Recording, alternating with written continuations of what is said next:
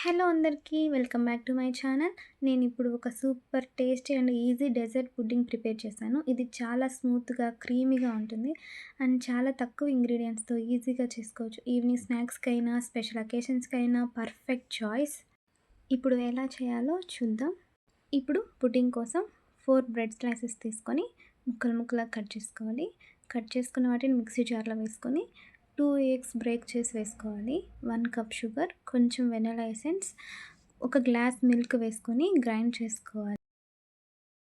ఇప్పుడు క్యారమెల్ కోసం 1/2 cup sugar add చేసి మిక్స్ చేసుకోవాలి. ఫ్లేమ్ లో టు మీడియంలో పెట్టుకొని చేసుకోవాలి, లేదంటే మాడిపోతుంది. కలర్ చేంజ్ అవ్వాలి.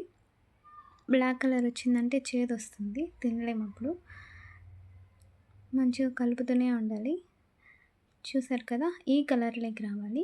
ఈ కలర్లోకి వచ్చిన క్యారమెల్ని ఒక టిన్లోకి వేసుకొని మంచిగా స్ప్రెడ్ చేసుకోవాలి. టిన్ మొత్తం క్యారమెల్తో స్ప్రెడ్ చేసుకొని మంచిగా అది కొంచెం పక్కన పెట్టి కొంచెం సేపు రెస్ట్ ఇవ్వాలి.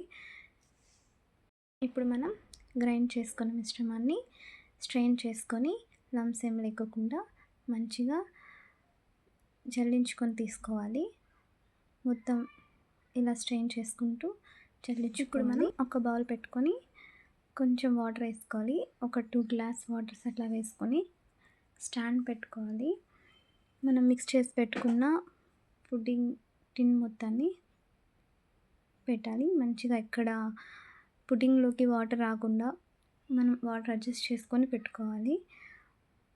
ఇప్పుడు లిడ్ క్లోజ్ చేసుకొని ఒక 20-25 మినిట్స్ లో టు మీడియంలో పెట్టుకుంటూ మనం అప్పుడప్పుడు చెక్ చేసుకోవచ్చు. చెక్ చేసుకొని చూడండి, ఇలా చూసినప్పుడు క్లీన్ స్పూన్ రావాలి.